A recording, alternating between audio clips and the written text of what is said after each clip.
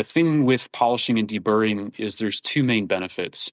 One is it reduces friction, and the main gain there is your transmission runs a little bit cooler, so it'll run a few degrees cooler, not having that extra friction. And the other is because you're basically proactively knocking off all those sharp edges, it means you won't ever have to worry about those edges and that material getting knocked off in operation.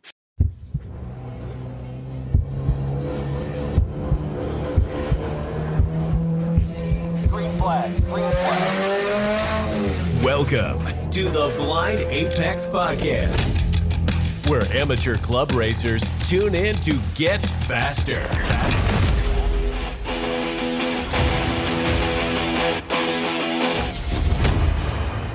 This episode is brought to you by Deechworks Fuel Systems. Use Apex 10 at checkout to save on fueling your passion.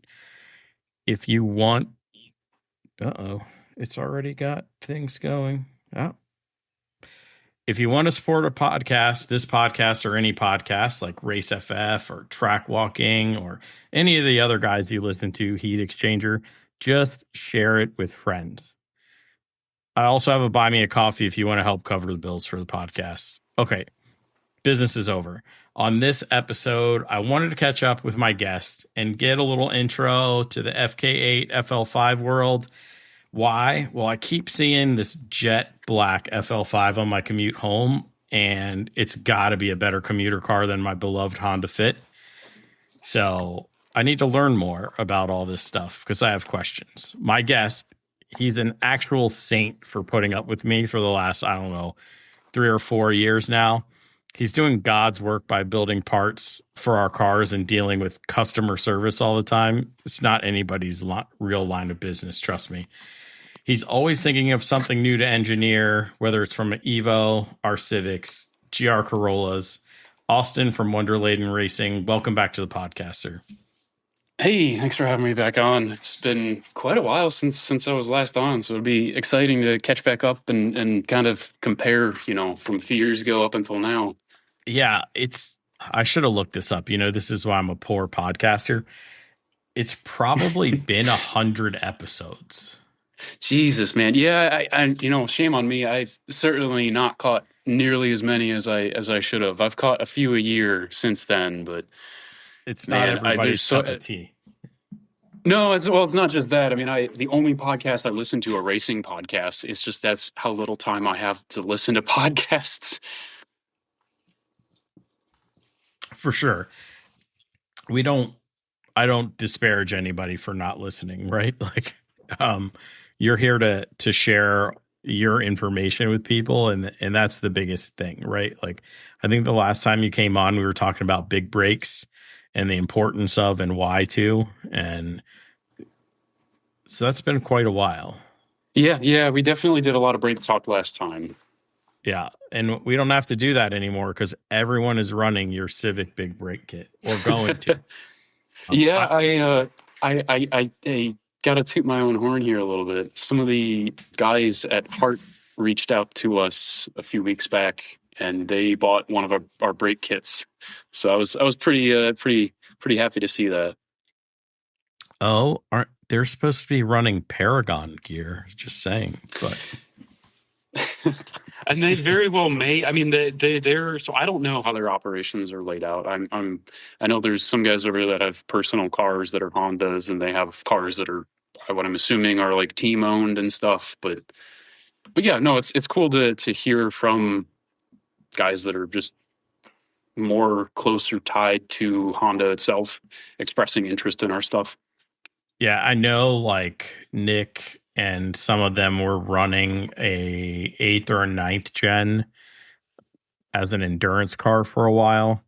And that's sort of one of the stable cars and not technically one of the factory cars. So it's one of they have multiple programs over there. So you never know what it's going to, but yeah, it's good to know, that you're on their radar, and it's absolutely. I mean, I'm just happy to know that they know we exist. I think everybody should know you exist. I'll be honest, you've really stepped up your Instagram game. So Thanks. Yeah, no, I can't really claim too much credit for that. I handle a lot of our posting for social media stuff still, but a lot of the content generation, like for our ad stuff and our video stuff, a lot of that gets done by our social media guys that we work with. They do a phenomenal job. It's a handful of younger guys in their early 20s, but man, those Gen Z kids, they know how to make social media content, that's for sure. Yeah. I may need to outsource because I don't think I've posted on social media for a couple weeks now, but that's because my life is a disaster right now. My race car is Oh, a dude, disaster and all that. I'm so bad about it too. I mean, not even like with my own personal stuff, just like with company stuff. It's one of those things where I routinely tell myself like I need to be better at it. I need to like and better doesn't mean like posting every day. I hear so many stories about these guys that they're like, yeah, I tried to do a thing where I'd post every day for like 100 days or every day for a year, and it wore me out. It's like, yeah, that would wear anybody out. That's an insane amount of content to try and produce in such a short amount of time. But the reality is like to do well with social media stuff, you really just need to post consistently. And that doesn't mean every day. It just means like, hey, I post the same days at the same time. I post every Tuesday at 3 p.m., every Thursday at 5 p.m., 3 p.m. It's just like consistency in that regard. Yeah. So I had this grand plan of posting 3 times a week and then doing 2 extras that I would record on the weekend. Let's just say I haven't recorded on the weekend in a while, so I don't have the extras. So yeah, so it looks like the last time you were on, I think, was episode 37. We're at 170 something now. So Jesus, man. You've been it's been putting a in while. work. Wow. Yeah, every week so far, knock on wood. I haven't missed one yet, but I'm bound to. I mean, my flywheel exited the chat and ruined a bunch of stuff. I saw that, man. Did you figure out what was the initial cause? Yeah, I've got an episode out on it.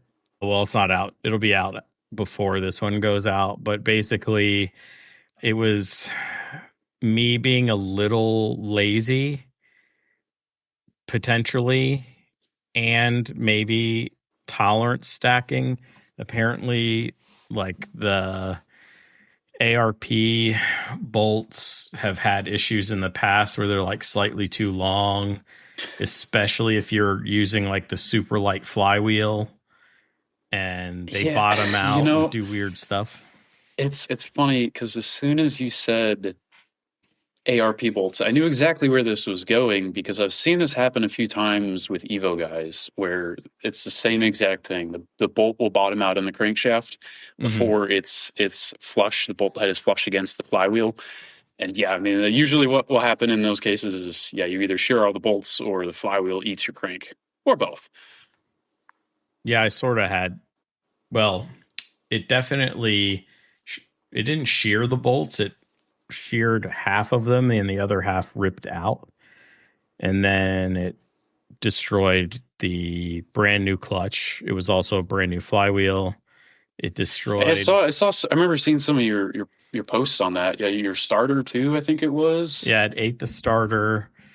I cannot remove the clutch unless I grind the main shaft and clear the splines. Jesus.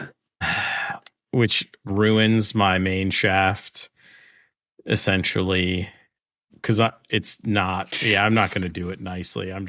I'd be curious to see what a new main shaft costs. So, like, for the past 6-ish months now, I've been putting more effort into offering built transmissions for 1.5 liter 10th and 11th gen cars.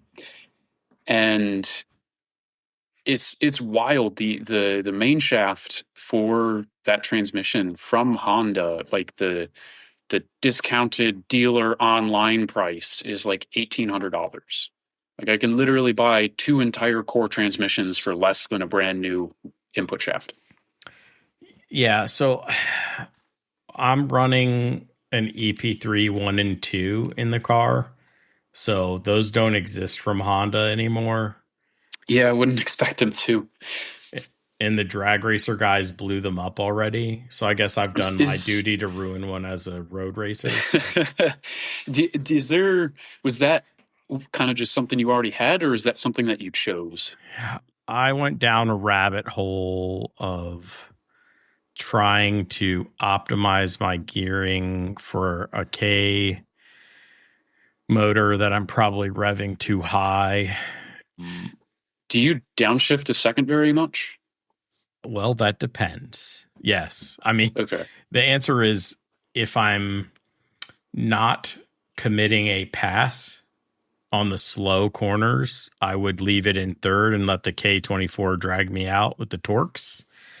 But if I were, like, say, at most turn ones trying to outbrake someone and then dig them to the next corner, I would add that shift in and go down to 2, usually rip 3 on the exit, because it happens that both have VIR and Summit, and then carry on that way.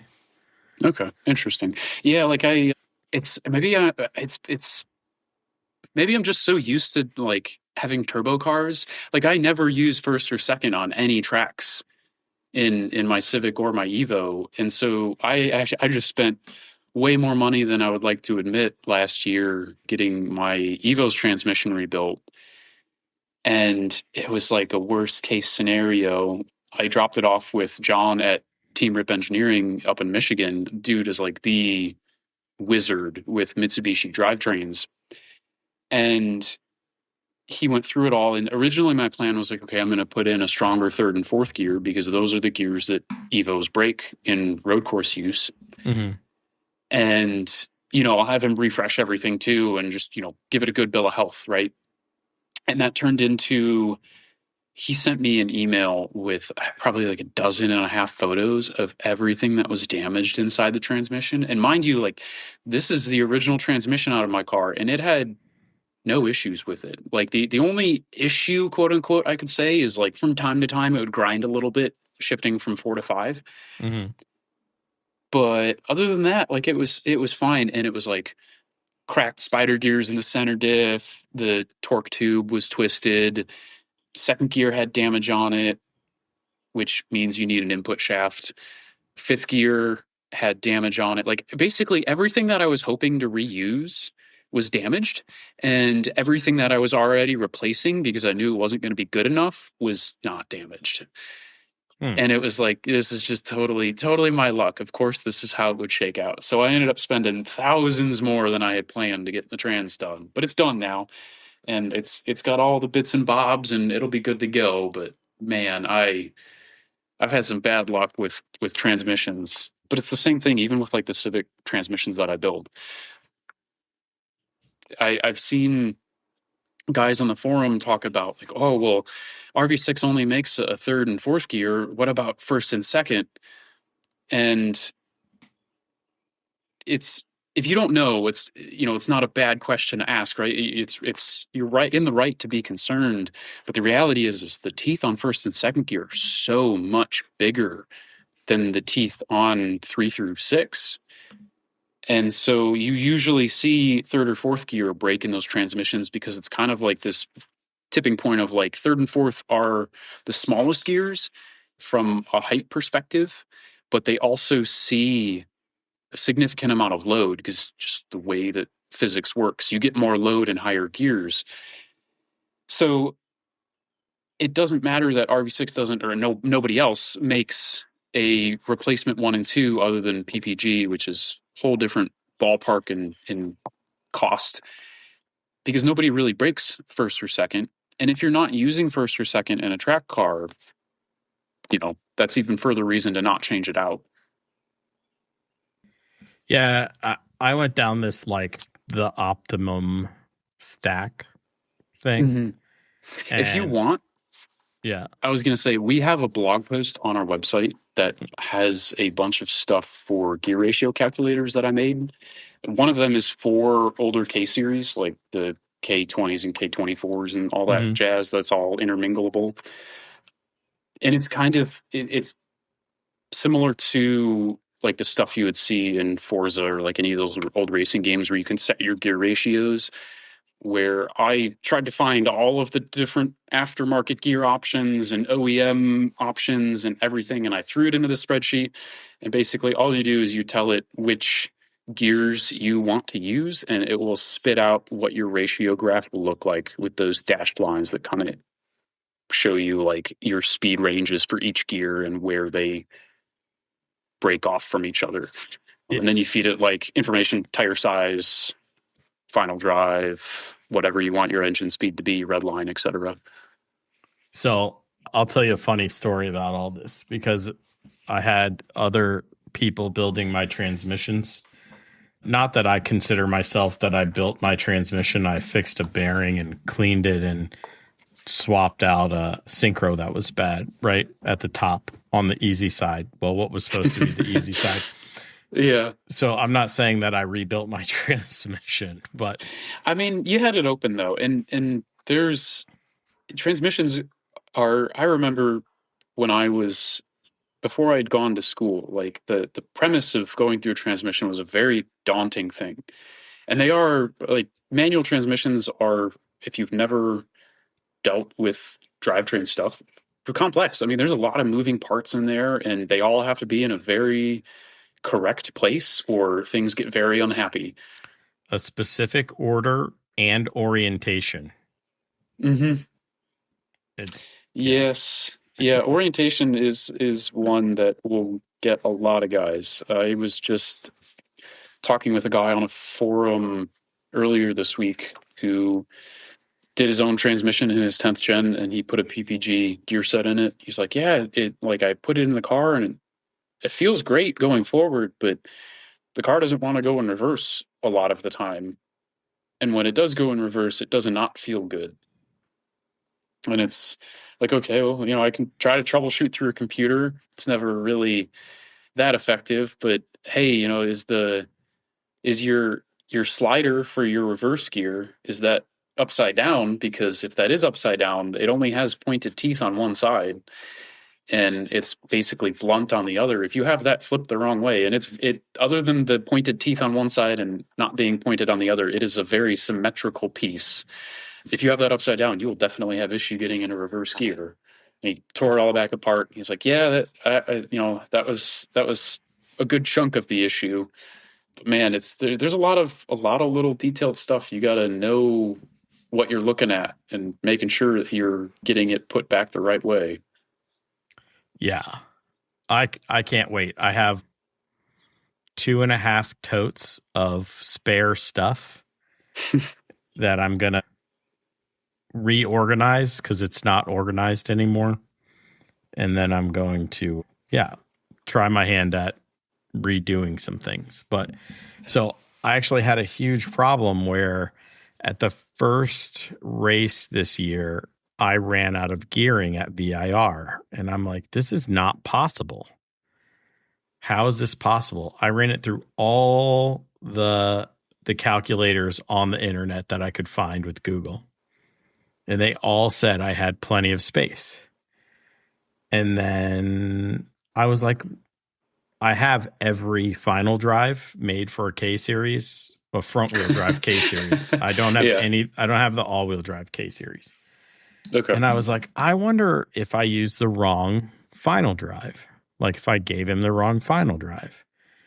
And I did. I was using a 5.06 instead of the 4762 or whatever it is, 4764. That's a pretty significant difference in top speed there for sure.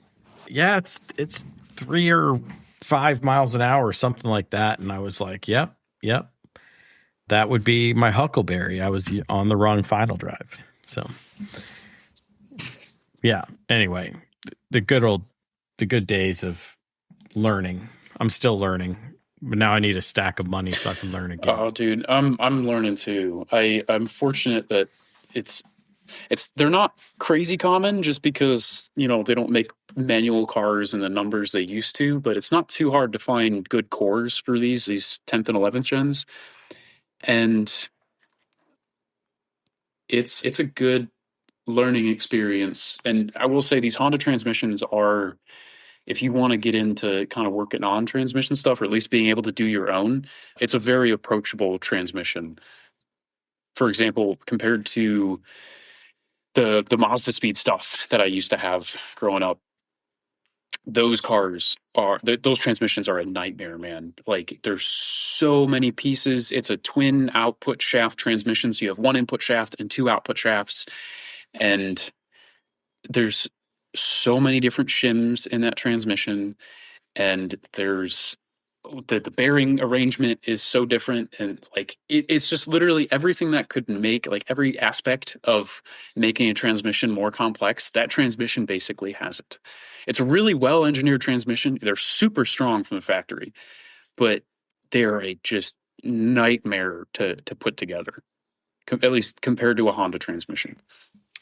Yeah, I just think voodoo happens in there. I mean, I understand how it works, sort of, but I'm a little overwhelmed when I'm staring at the stack. I don't know why, just how I feel, but it wasn't that bad. You definitely have to stay organized and clean. You know, you need to dunk your synchros and stuff like that, and make sure you're liberally using lube when you put it back together, because you don't want to spin it dry and stuff like that. So yeah, I mean it's a good rule of thumb for doing a lot of work on cars. I mean, even when it's like, hey, if you're going to throw a new O-ring in something, like put a little bit of oil on it, right? It just keeps that rubber or elastomer or whatever it's going to be made out of, keeps it from tearing or getting rubbed, on a hard surface as you're torquing it down. It's the little stuff like that where, it's things that I've just had to learn over time. I think a lot of people have just kind of learned over time because it's not things that people just outright say. Yeah, I mean, my buddy came by when we popped the case open, and he was like, you need a tub with oil. Throw your synchros in there for at least 24 hours, or at least overnight, right? And he just gave me a bunch of stuff to do. He helped me lay stuff out, and then we were good to go. Well, at least on the inside of the transmission. So yeah.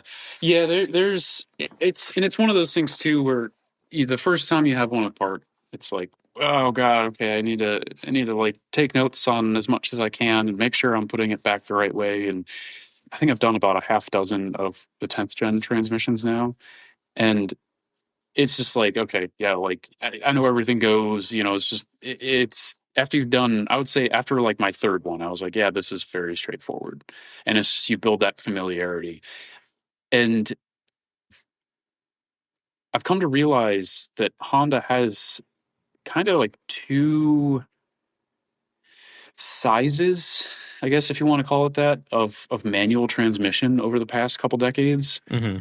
So the 1.5 transmissions that are in the current Civics are very, very similar to the older transmissions in like your car, 8th and 9th gens and all those K-series cars. And then the kind of like bigger brother version manual transmission is what's in the Type R. And that is like, there's a lot of Type R transmission parts that interchange to older J-series manual transmissions. And like the architecture and the layout is very similar. And that's like, that kind of covers like all the Honda transmissions post like the reverse rotation stuff, right? All the B-series stuff is totally different.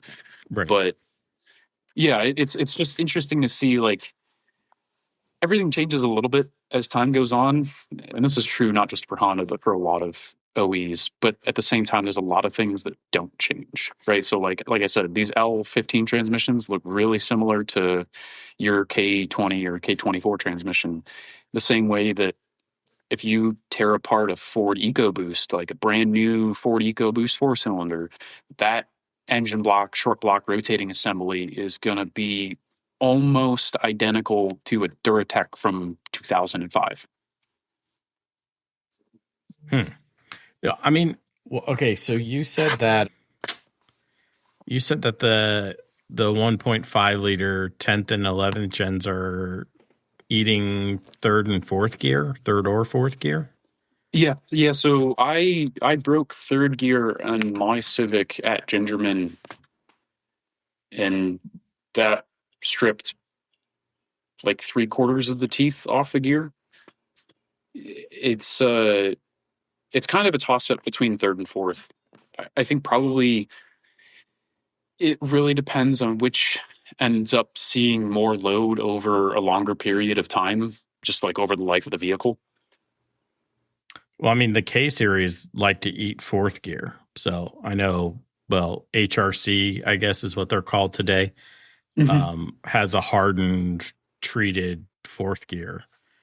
Yep, and they used to have they used to do the same thing for the L15s. It's really funny, like kind of seeing some of the stuff come full circle. I remember when I like very very early on when we first started doing the Civic stuff with Wunderladen. I had a friend who was buying seats for I don't know what series he was running in, but he was buying seats to on a team that campaigned a 10th gen Civic. And I remember him sending me messages like every month, like, dude, you guys need to make stronger gears for these cars because they just don't last. Like every single race weekend, it seemed like they would break a transmission. And it was always a third or a fourth gear. And so HRC, or at the time HPD, they used to offer a it was I don't remember exactly what it was. It was either like a cryo treated and rem polished fourth gear, but it was basically they just took a factory gear and they did some work to it, and that was what they offered. And now coming full circle, you can still buy a actually I don't know if they offer the fourth anymore. Their website seemed to change their offerings, but I know for sure that there's a third still, and it's not a factory gear anymore. What you get from them is an actual like aftermarket gear that's been made with larger teeth on it to be stronger. And it's just funny to see that, like, hey, after enough time went by, that there is this formal acknowledgement that these transmissions don't hold up to extended periods of high torque, right? These 1.5 liter cars make stupid amounts of torque. And I always give K series guys shit because they're like, oh, yeah, my K24, it makes 160 foot pounds of torque. And, the L series, L15 guys are doing like 240, 250 on a stock car with a tune. Yeah, but we don't have the turbo. Yeah, and that's the problem. Everybody just needs a turbo, man. Yeah, I'm not turboing a K24, I'll tell you that. I don't blame you. Okay, so the 10th, 11th gen and Type Rs. What work are you doing to the 10th, 11th gens in the transmission? So this is kind of an ever evolving process. Mm-hmm. The basic built transmission that I've offered for the 1.5 liter cars is upgraded gears. So usually that's RV6 third and fourth, and Syncrotech carbon synchros. And then if it's a non-SI car, putting in an aftermarket limited slip differential. If it's an SI car, then it keeps the factory diff. But something I was going to mention, actually, speaking of differentials, I was going to mention this earlier about like learning things and always learning things.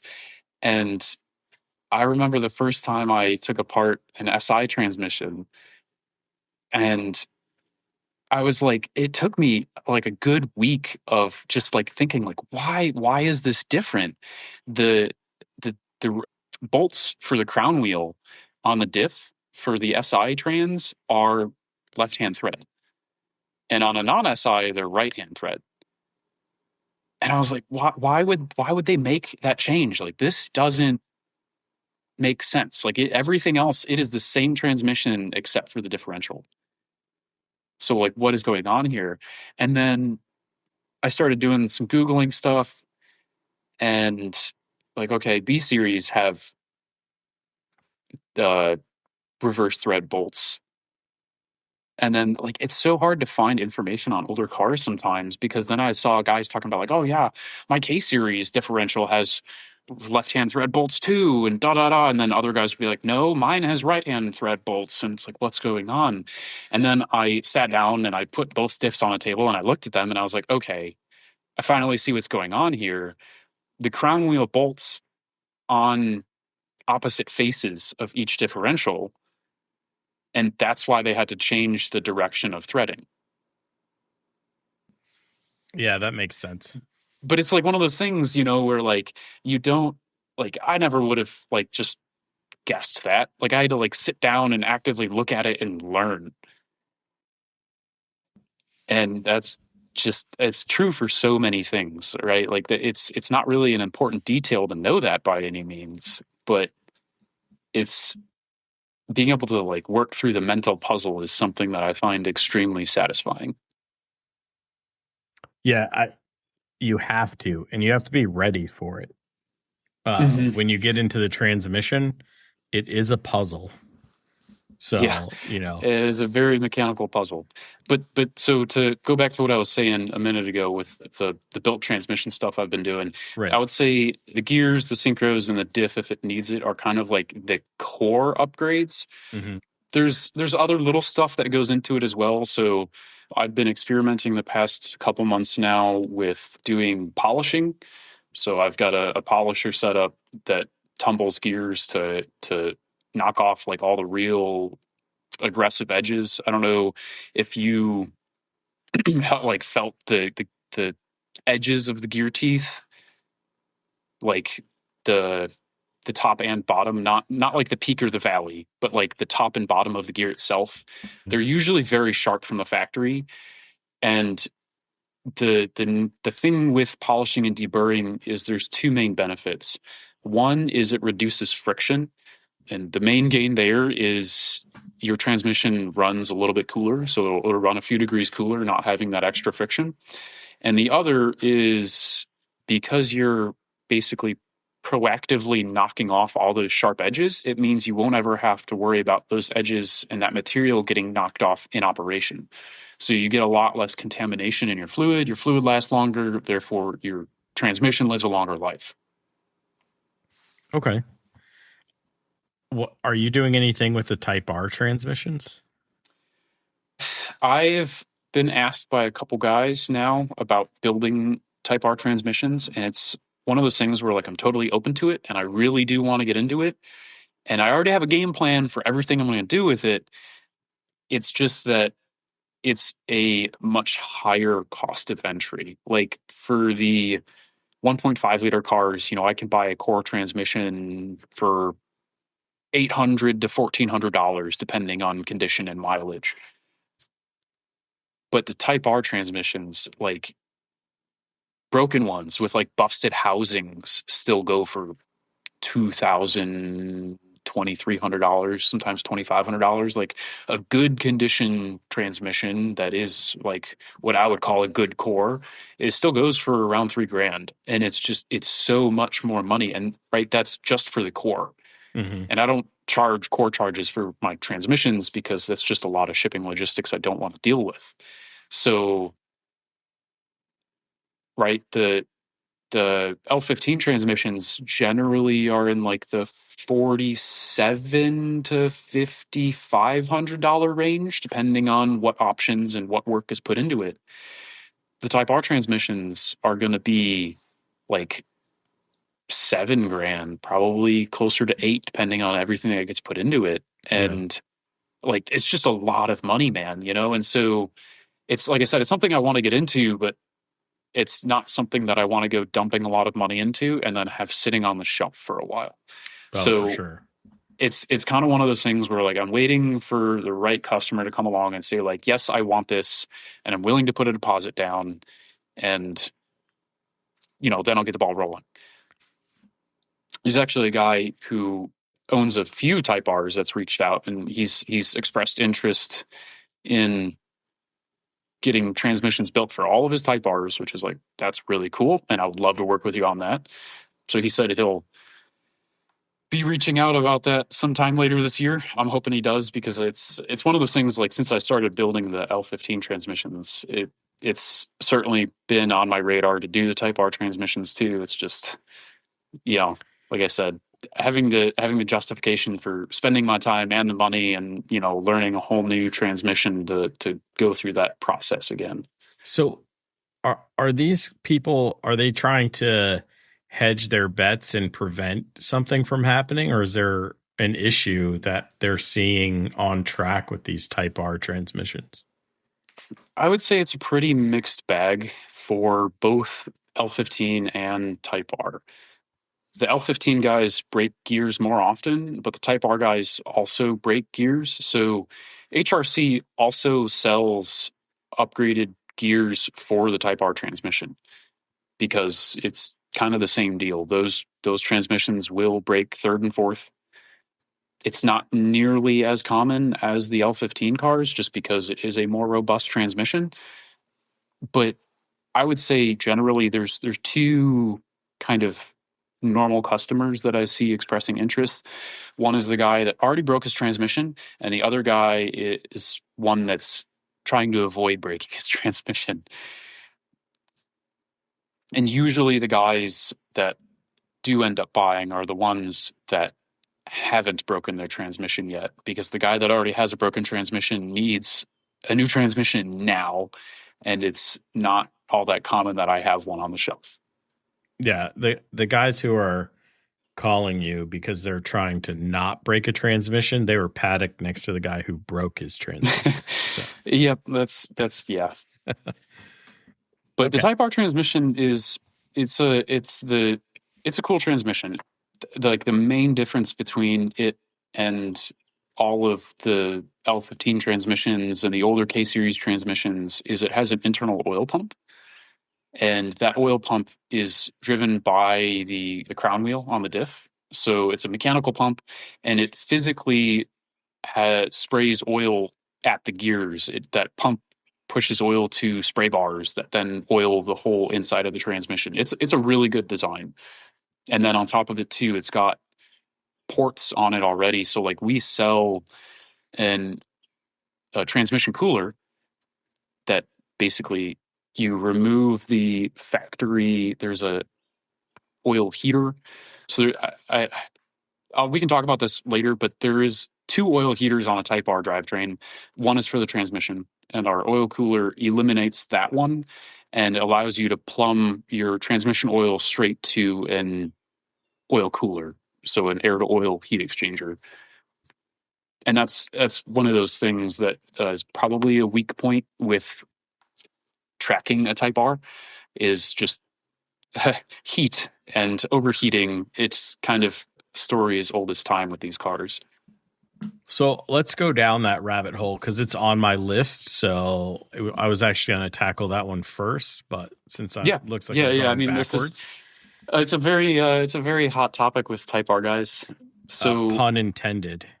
Yeah, there's a compound.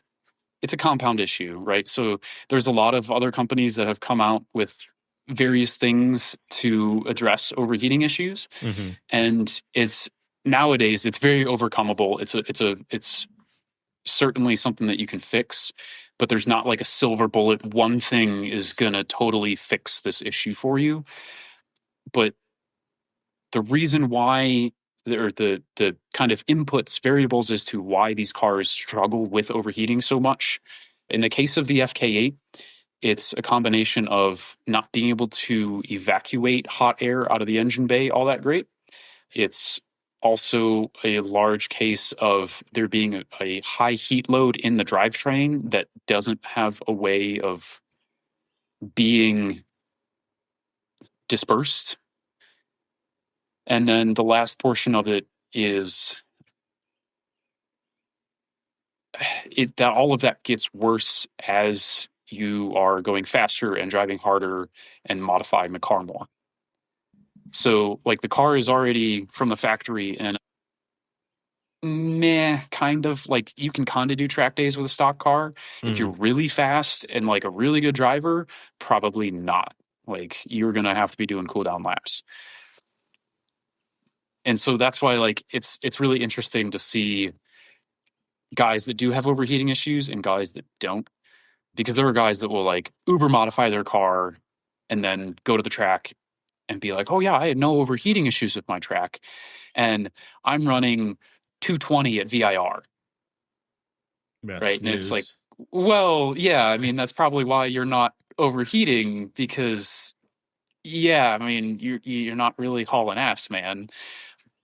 And then there's guys that will go to VIR and run like a 202 in a stock Type R, which I don't know if that's actually a thing that's happened, but right, like guys that are real hot shoes that know how to drive and that can really use that 99% of the car's capability, they will run into overheating immediately, right? They get a couple hot laps in and it's like, bam, okay, car's overheating. And so some of the stuff that other companies have come out with over the years are like cooling plates, vented hoods, reverse flow, radiator hoses, and a lot of this stuff all has an impact on reducing peak coolant temps.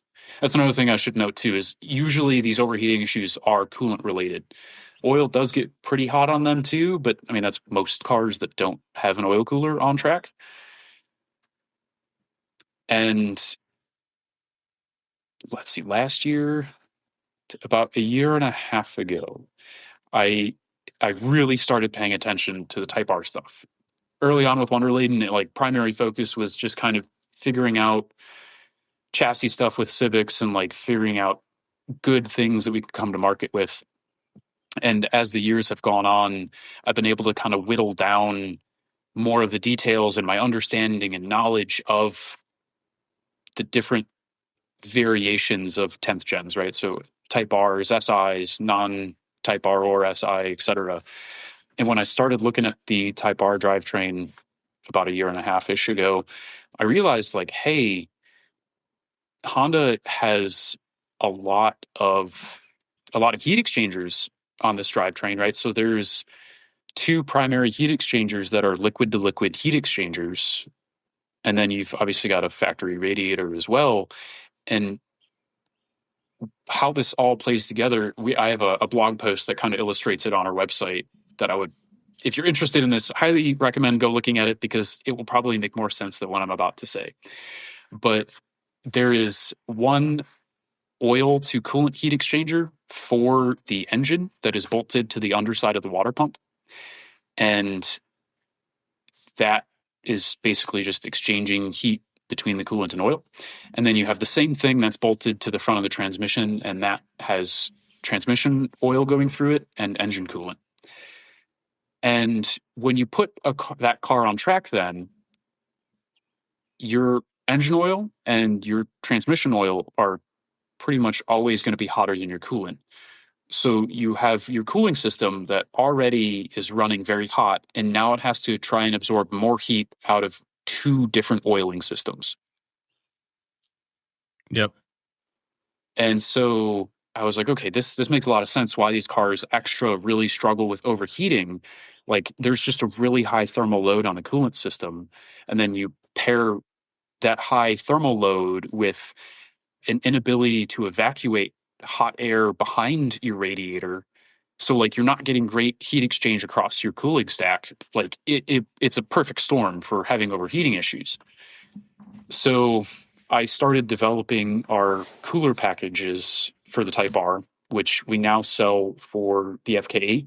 I still am working on the FL5 versions. It's really just primarily figuring out where it gets packaged on the car for the FL5. But the basis for this is we have two different packages. One of them is our oil cooler, and that consists of a billet aluminum oil cooler housing that we machine that replaces that factory heat exchanger on the bottom side of the water pump. It blocks off the coolant ports, and then it has two ports that then, it's a send and return port for plumbing oil to an air to oil heat exchanger. And then the second package, or that's kind of the step up from the oil cooler, is what we call our triple cooler package. And the triple cooler it's kind of in the name. There's three coolers. It consists of the oil cooler that I just described, and then there is two other coolers that kind of divorce that factory transmission heater. So the coolant lines that are going to that transmission heater get plumbed to an auxiliary radiator, and then the transmission oil lines get plumbed to an air-to-oil heat exchanger. Yeah, so you basically are divorcing all of the oil to coolant stuff and giving them their own air to oil or air to coolant. So exactly. Yep. Yeah. So I talked with Race Louvers, I don't know, 100 episodes ago too at this point. And he was like, don't put your oil cooler in front of your radiator unless your oil or your coolant needs to run hotter than the oil that's going through that coolant. So there is, so that we do put the oil cooler in front of the radiator, and it's not ideal by any means, but it's kind of one of those things where like you've got to look at the whole picture with this. Well, you have a packaging and there's pluses issue. and there's packaging issues, and there's pluses and minuses to everything, right? So obviously, if you could spread your cooler package out as much as possible and minimize your stack ups, that's preferred. But usually, the only places you can really put extra coolers is kind of down by like your fog light area. And that's what some of the oil coolers out there do for Type Rs. The two issues with it are, one, in the later model cars that have, or later year cars that have adaptive cruise, that's where the radar module is. And like, I'm not going to make an oil cooler that isn't going to work for every Type R. Right. And the other issue, which this is something that has been like at the forefront of my mind since I bought my Evo, because Evos have a factory oil cooler in the fog light area, is if you have a really big off, not like huge that totals the car, but if you go far off and you go for a bit of a ride through some bumps and stuff, I've seen a lot of fog light area oil coolers get trashed. And that's like a really quick way to end your track day and spend a bunch of money fixing stuff. Especially if like you don't realize it's as bad as it is and you keep running the car and it's hemorrhaging oil, that's like worst case scenario. I've seen it happen before. It's not a good result. So like, is putting all of the heat exchangers in the center cooling stack ideal? No, but it still works. And I mean, honestly, with the data that I've gotten from our testers, I haven't seen anybody that's really struggling with overheating that like doesn't have other things they can do. I don't know if that makes sense, but like there's nothing I have not seen convincing enough data yet to say, hey, we need to really spread the cooler package out. Yeah. It's just a universal theory, right? Or universal best practice. But yeah, I mean, it's the same thing like with ducting coolers, right? A ducted cooler will always perform way better than a non-ducted cooler. Right. So, yeah, it's just one of those things. But I knew they were having cooling problems, and I wanted to hear about, what you guys were doing. So it's yeah, I mean, there's a lot that goes into it, right? There's everything I explained, and then you couple it with the fact it's a turbocharged engine, and the turbo is on the front of the engine, 6 inches from the radiator, and it's like, okay, there's already very hot air behind the radiator, and if you need a temperature and pressure differential to create that heat exchange process.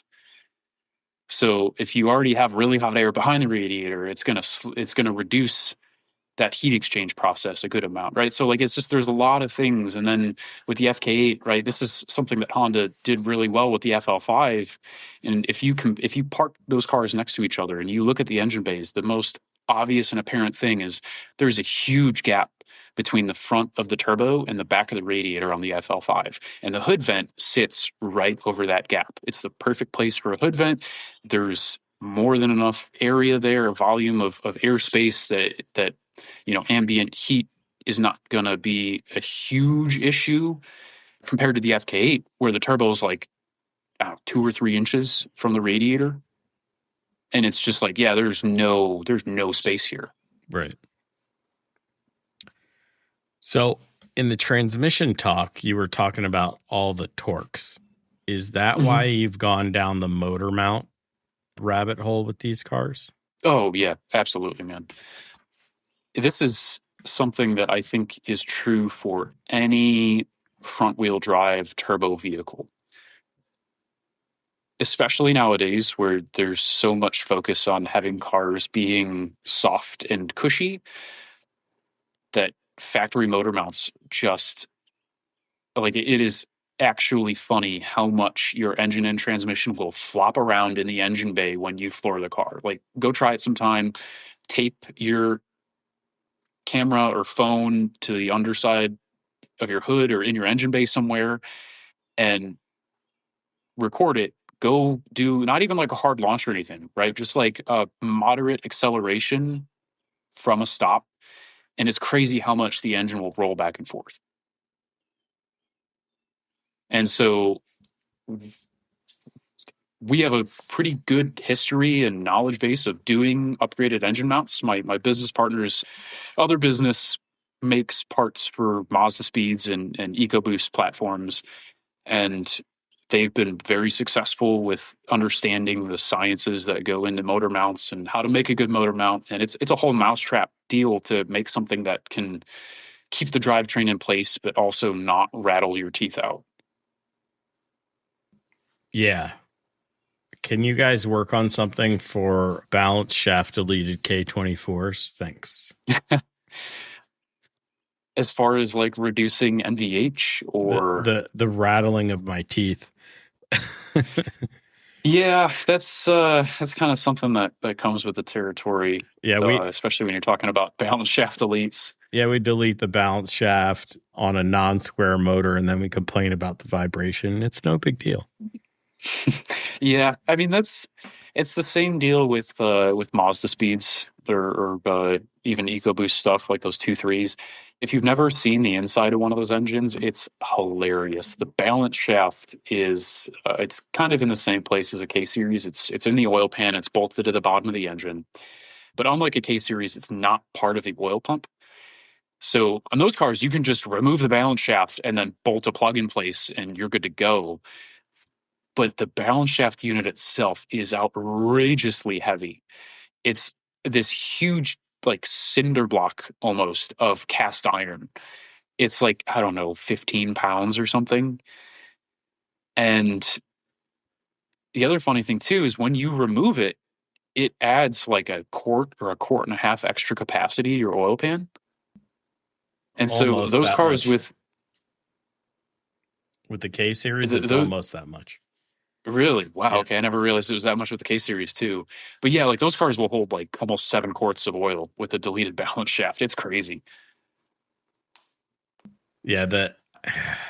I mean, I had this thing where I was using different pans and this and that. And I went to, when I deleted it, I went to back to an 8th gen pan.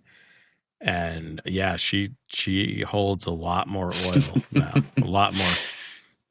And I deleted the factory oil to water heat exchanger on the back and went to a remote thermostatic remote oil cooler. So that added more capacity. So it's like a diesel that's truck got me now. Thinking, yeah, my girlfriend has an FA5 and I don't know what oil pan and oil pump setup she has on that car. It's a Frankenstein motor or whatever they call it with the K20 Z3 head and the K24 A2 bottom end.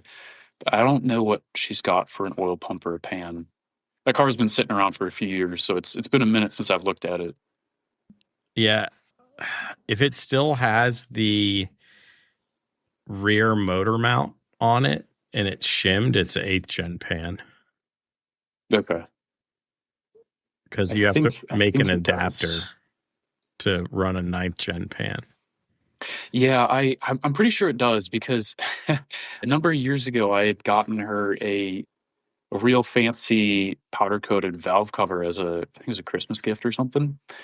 And I found out when I went to install it, if you have a K24 in an eighth gen, you can't pull the valve cover without moving the engine. So I had to Yep. unbolt one of her motor mounts to get enough space to pull it. I was not happy about that, man. I was like, God, this is so annoying. Why couldn't it just be a shorter K20? Because she wanted the torques, I guess. Yeah, yeah. When in doubt, But remove yeah, the engine. That's my advice. it's I will say I do think the 10th and 11th gens are a lot easier to work on than an 8th or a ninth gen. 10th gens are like honestly even between 10th and 11th gens there's a pretty good amount of difference. Like 11th gens are hands down the easiest Civic to work on that Honda's made in decades. At least for the L15 cars it is. I've worked on my girlfriend's FA5 a few times. I will not say there's not too many times that I've done something and I'm like, man, this wasn't terrible. It's just the engine bay is so cramped, man. It's a small car with a small engine bay, and when you put a K24 in it, it's and K24s aren't huge motors by any means, but it certainly fills out that engine bay. Yeah, the whatever it is, 17 mils deck height really cramps up Hmm. the rest of the engine bay. Oh yeah. Okay, so here's my question for you on these 11th, 10th and 11th gens SIs and Type Rs. Daily, hybrid, like street track or race car, what are the considerations we really need to be making as owners? I think, oh man, that's a really good question. Okay. So it really kind of comes down to what you want out of the car and what your budget is. So I think as far as really any of the three, daily, hybrid, or like dedicated track car, both of those can fill any of those three needs very effectively. But your expectations in your wallet will determine which one is the right one for you. So SIs are a fair bit cheaper to run on track than a Type R because, they make less power, they make less heat, they're easier on brakes, they don't need as big of tires. Like everything is, just scaled down in cost. But, with that comes less or, higher track times, right? You're not going to be going as fast. But if you just want a track car to enjoy going to the track and focusing on yourself and improving as a driver, I think that the L15 cars make the most sense. It's a lot easier to grow as a driver with a slower car. And I see it a lot with Type R guys that they buy a Type R and they want to become a good driver. Like, they want to get into doing track days and they start doing track days and they kind of start to realize like, hey, this is actually a lot of car. Like 350 horsepower is a lot of power to go around a track with. And like, if your biggest concern is like, I want to be a good driver and I really want to be able to like put down impressive lap times, you're doing yourself a disservice by going out and just buying the faster car. But with that said, if you are someone that has a appreciable amount of track experience and you're kind of past that point of like, hey, 200 horsepower really isn't doing it for me anymore, and you're willing to pay the extra cost to run that faster car, like Type R's are great track cars too. And then I think there's also kind of a fourth situation that we didn't talk about, which is like competition. And I think both of those cars fit into different classes very well, depending on what that class is. So I do a lot with grid life stuff, and I've said it for a few years now that a Type R could do very well in street class. It's a class that historically has been dominated by Subarus and Evos, but seeing how well there's a team out there, I don't remember if they have a team name or what it is, but they've been campaigning Hyundai Elantra N for a couple seasons now. And it's like, hey, they're kind of knocking on the all-wheel drive car records and stuff with this front-wheel drive car. And I don't think that car is as capable as a Type R is, but they came to build a car for the class. Nobody has done that with a Type R yet. Same thing with like the Club TR class. Club TR class is, it's a lot of naturally aspirated 4-cylinder cars, predominantly, K-series stuff. And I very strongly believe that someone could come in with an L15 car and do very well in that class. Like, honestly, with a significantly lesser amount of prep in the car compared to the front runners. Yeah, I'm not too familiar with the rules with that, especially when it comes to the L15 cars. How much would they have to weigh? So that's kind of the magical thing. For Club TR right now, there is no weight minimum for an L15 car. L15 swaps are not legal. Mm-hmm. I've been hounding Adam about that for a couple of years now. Like, you guys should just allow it, right? Like, I mean, obviously, there's already weight restrictions on K swaps in the class. Like, there should absolutely be weight minimum for an L15 swap if they legalize it, but that's just not something that they've been open to yet. But if you look at the TCA cars that HPD had built, mm-hmm. like, those are a like easy button Club TR car. They already weigh, it's like 2,450 or 2,500 pounds. And in TCA trim, they run at like stock power, but you put a tune on it and it'll make another 30, 40 horsepower. So, I mean, it's just, yeah, it's one of those things where it's just, again, nobody has come along yet who's willing to put in the work and campaign the car properly for the class. I think if they do, they're going to get nerfed soon. Oh, absolutely. I mean, and it should, right? Like, right. In order for racing to, like, there should be some amount of parity in racing. At least when you have a class like Club TR, where there is a wide range of tools that you can bring to the fight, right? Mm-hmm.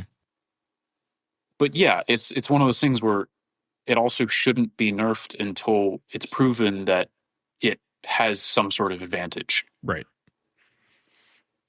Parity is one thing, but level playing field is also important. So, like, yeah, put it absolutely out there. It's a different kind of car. It's a different setup. And once you see what it can do, then you know how to balance it. But you won't know until it goes out there.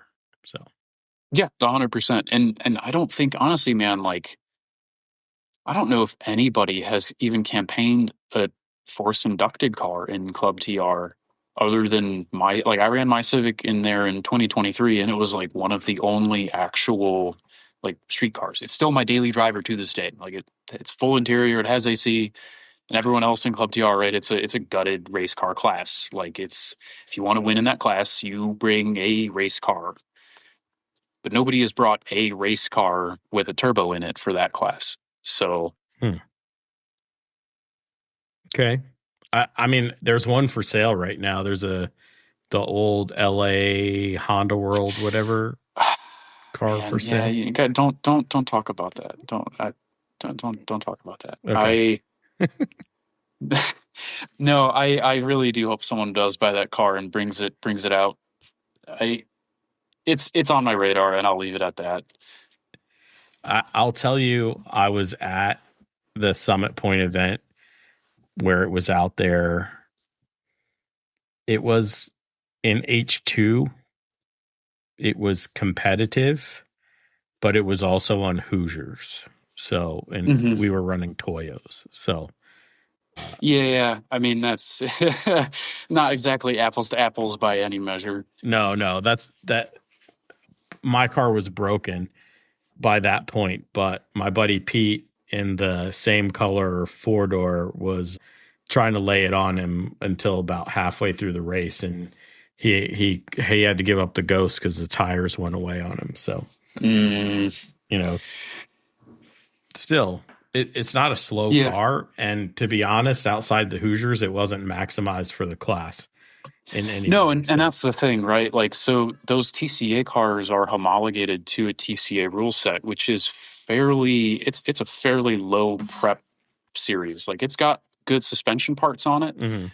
but as far as like drivetrain goes, it's got a good diff in it, and that's about it. Like, it's stock engine, it's stock everything, stock airbox, stock intercooler, stock exhaust. Actually, I might have a downpipe, but either way, that's not the point, right? Like, it is very, very low prep from the terms of power. And even I would argue, like, suspension, there's still like it's a phenomenal starting point for what you get with that car from suspension terms. Like, it comes with two-way iBox, or I'm sorry, the Bilsteins, Mhm. two-way Bilsteins, and like it's got adjustable bars on it and stuff. Like, it is a very sound package, but again, it's been homologated for TCA, and a lot of those cars are run in endurance settings where, right, the car is set up to be pushy and safe because you have multiple guys driving the car. Right.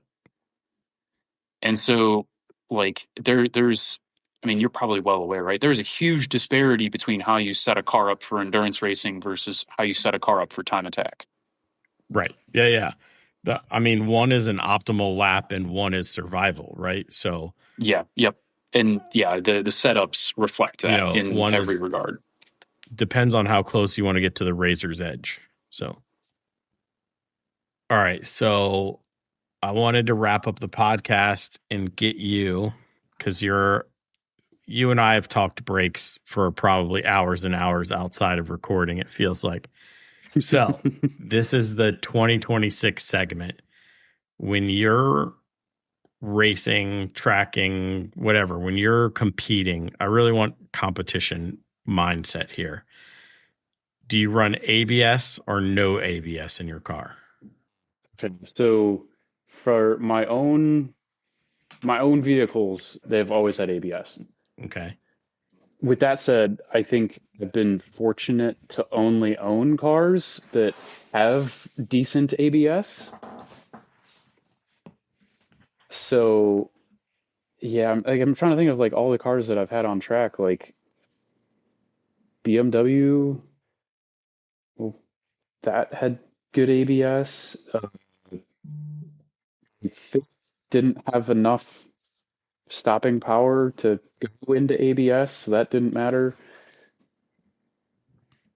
The Civic has it's a Mark 100 Continental ABS, like that works fairly well, and the Evo's ABS unit's decent too. Like I hear stories all the time of guys that have Nissan Zs or Corvettes or whatever that are like dealing with ice mode issues and stuff. But yeah, I mean, knock on wood, it's ABS has treated me well. I would be curious to try a car on track without ABS. Okay. So, since you said ABS, the follow-up question is, are you like threshold breaker that if he hits ABS, he hits ABS and it's there to not flat spot the tires, or are you a ride the ABS kind of guy? I like to think I can threshold brake. So yeah, I'm definitely not one to purposely push into ABS knowing that it can save my ass, but I'm not one to pitch myself as a phenomenal driver by any means. Okay. That's fair.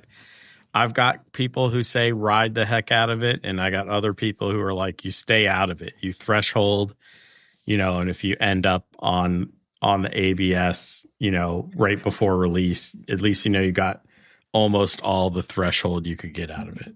So I was actually talking about this with a coworker today about brakes and ABS stuff, and I will say I do think that there is some warrant to the mindset of just going into ABS and letting it do its thing, because the reality is provided the ABS system is working properly, you will always be faster with ABS, right? You don't have an even four tires when you go through a corner, Right. and you don't have four brake pedals, right? So the only way that you can maximize your deceleration G's at every tire is by being able to control them independently. And the only way to do that is with ABS. Okay.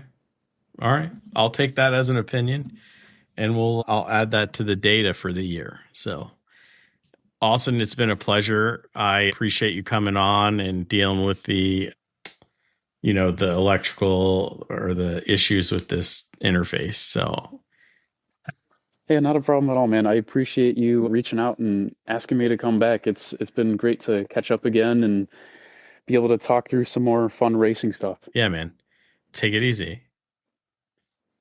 Yeah, you too. Until next time, keep working on yourself, keep working on the car, and let's get faster.